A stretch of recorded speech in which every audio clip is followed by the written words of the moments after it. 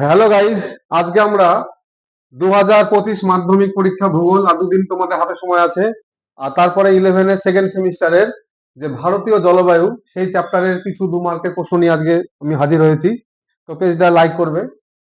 প্রথমে দেখো, মেন প্রশ্ন যেটা মোনেক্স।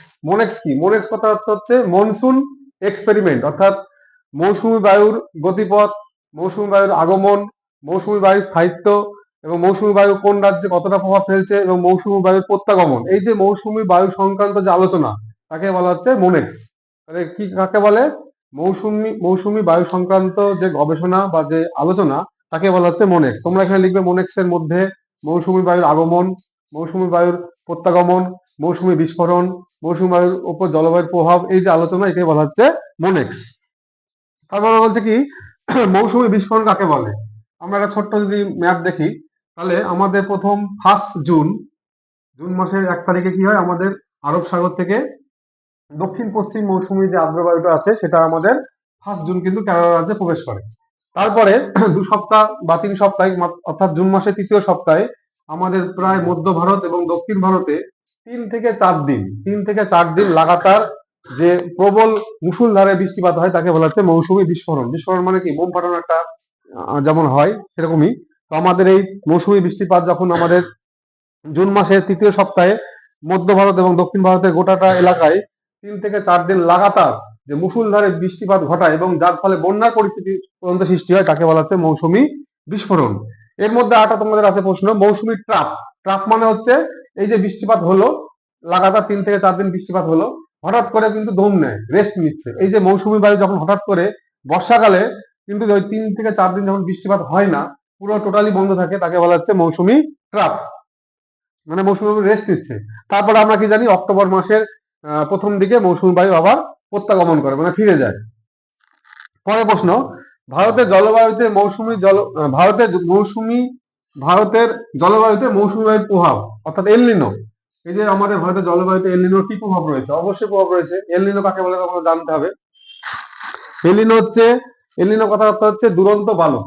ঠিক আছে, আমাদের পেরু এবং যে ইকুয়েডর আছে সেই প্রশান্ত মহাসাগরে, যে পেরু উপকূল আছে সেই প্রশান্ত মহাসাগরে আমাদের পেরু এবং চিলি উপকূলে যে উষ্ণ সামুদ্রিক স্রোত প্রবাহিত হয় তাকে বলা হচ্ছে এলনিনো। তাহলে কাকে বলে?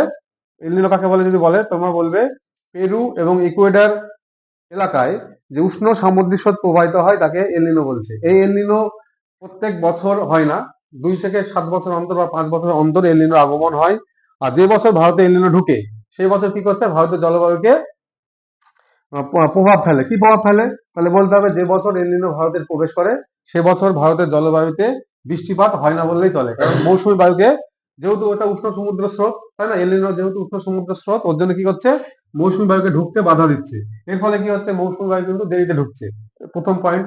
2 নম্বর কি, যে মৌসুমী বায়ু যদিও ভারতে প্রবেশ করে সে বছর বৃষ্টি কিন্তু হয় না, খরা খরা সৃষ্টি হয়। তোমার দেখে থাকবে কিছু কিছু বছর আমাদের শ্যালো চালিয়ে পাটকে জাগ দিতে হয়, এমনকি কৃষকরা তাই করে।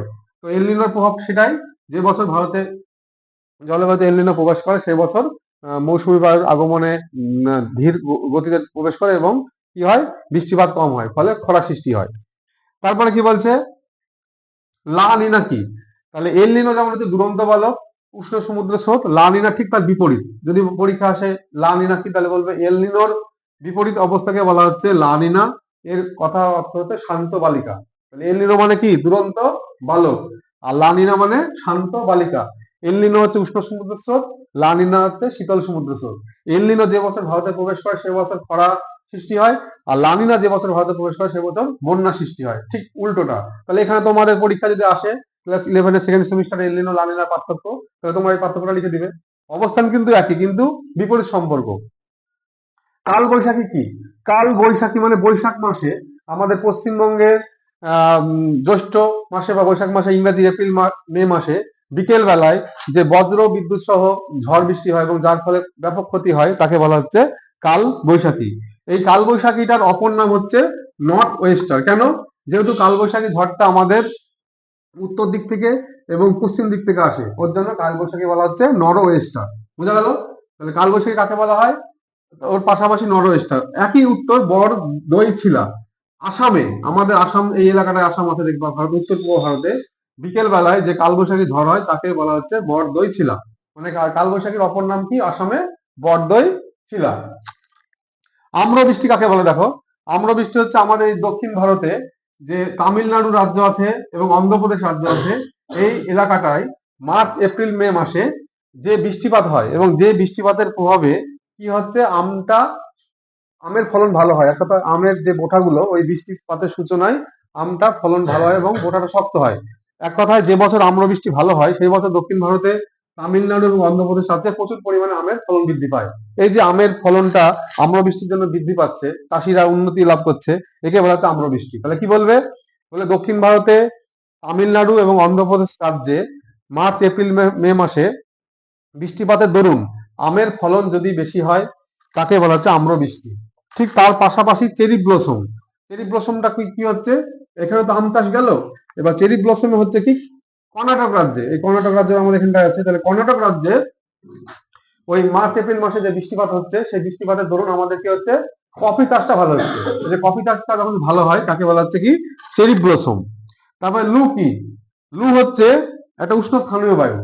লু কাকে বলছে? আমাদের যে রাজস্থান রাজ্য আছে, পাঞ্জাব আছে, হরিয়ানা আছে, এই তিনটে রাজ্যে দুপুর বেলায় 10টা থেকে 12টার দিকে, 12টার পরে এই লু এর মাত্রা কিন্তু বেড়ে যায়। তাহলে লু কাকে বলে? পরীক্ষা যদি বলবে আমাদের ভারতের উত্তর এবং পশ্চিমে যে রাজ্যগুলো মানে রাজস্থান, পাঞ্জাব, হরিয়ানায় দুপুর বেলায় যে উষ্ণ গরম ভাব বা উষ্ণ বায়ু প্রবাহিত হয় তাকে বলা হচ্ছে লু। এই লু এর ফলে অনেক গবাদি পশু মানুষ, লু যদি কানের মধ্যে ঢোকে তাহলে তারা অজ্ঞান হয়, অনেক সময় মারাও যায়। আশ্বিনের ঝড় কি? আশ্বিনের ঝড়টা এই যে কদিন আগে আমাদের যে শীতকাল গেল, আশ্বিন মাস গেল দুর্গাপূজার সময়, সেই তাহলে শীতকালে আশ্বিন মাসে দুই একদিন ধরে যে মুষলধারে হয় না ঠিক, মোটামুটি বৃষ্টি হয় তাকে বলছে আশ্বিনের ঝড়। তাহলে বলতে হবে আমাদের পশ্চিমবঙ্গে শরৎকালে অর্থাৎ অক্টোবর মাসে, হ্যাঁ, দুর্গাপূজার সময় যে বৃষ্টিপাত হচ্ছে বা ঘূর্ণপাতের ফলে যে বৃষ্টিপাত হয় তাকে বলা হচ্ছে আশ্বিনের ঝড়। এর পাশাপাশি একটা আমার বাদ গিয়ে আছে, সেটা পশ্চিমী ঝঞ্ঝা কি? পশ্চিমী ঝঞ্ঝাটা খুব ইম্পর্টেন্ট। আমাদের ভূমধ্যসাগর থেকে আগত, হ্যাঁ, ভূমধ্যসাগর থেকে আগত যে পশ্চিমা বায়ু, ঠিক আছে, সেই পশ্চিমা বায়ুর প্রভাবে আমাদের জম্মু কাশ্মীর, দিল্লি এই সমস্ত রাজ্যে শীতকালে যে বৃষ্টিপাত হয় তাকে বলা হচ্ছে পশ্চিমা ঝঞ্ঝা। এর প্রভাব আমরা দেখলাম শীতকালে এবার কিন্তু বৃষ্টিপাত সেরকম হয়নি, কিন্তু অন্যবার শীতকালে পশ্চিমা ঝঞ্ঝার প্রভাবে আমাদের এই ডিসেম্বর মাসে অক্টোবর নভেম্বর মাসে কিন্তু বৃষ্টি হয়, কিন্তু এবছর সেরকম আমাদের পশ্চিমা ঝঞ্ঝা আমাদের ভারতকে প্রভাব বিস্তার করতে পারেনি। এবার আধি কি? আধি হচ্ছে একটা ঘূর্ণিঝড়। তাহলে আধি কাকে বলা হয়?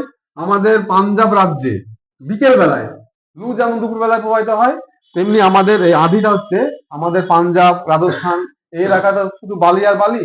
বিকেল বেলায় পাঞ্জাব রাজ্যে বা রাজস্থানে যে ধুলোযুক্ত ঝড় হয় তাকে বলা হচ্ছে আধি। এই আধি যখন হয় তখন দিনের মানে বৈকাল বেলাটার মধ্যে রাত্রি হয়ে যায়। কেন? মানে ধুলো এত বায়ুর সঙ্গে প্রবাহিত হয় যে পরিবেশটা কিন্তু প্রায় অন্ধকারচ্ছন্ন হয়ে পড়ে, একে বলা হচ্ছে আঁধি। এই জলবায়ু চ্যাপ্টারে এগুলো খুব ইম্পর্টেন্ট, তোমরা এগুলো দেখে রাখবে। এর পাশাপাশি আমাদের মাধ্যমিকে যেগুলো আসে এবং ইলেভেনে আসে যে কোন এলাকায় কি ঝড় কি নামে পরিচিত, তোমরা জানো যে আমাদের যেমন হচ্ছে সব থেকে বিধ্বংসী ঝড়ের নাম হচ্ছে কি? উত্তর আমেরিকা যেটা প্রবাহিত হয় সেটার নাম হচ্ছে টর্নেডো। তাহলে আমাদের পরীক্ষা আসতে পারে সবচেয়ে বিধ্বংসী ঝড়ের নাম কি? টর্নেডো। তারপরে আমাদের পশ্চিম ভারতে যে ঝড়গুলো প্রবাহিত হয় সেটা কি হচ্ছে? হ্যারিকেন। তারপরে চীনে প্রবাহিত হয় টাইফুন, অস্ট্রেলিয়ায় প্রবাহিত হয় উইলি উইলি। এই ঝড়গুলো তোমরা দেখে রাখবে, ঠিক আছে? তো আমার এই ভিডিওটা যদি ভালো লেগে থাকে তাহলে তোমরা এই পেজটা লাইক করবে এবং বন্ধুদের মধ্যে ছড়িয়ে শেয়ার করবে। এই বলে আজকে রাখছি।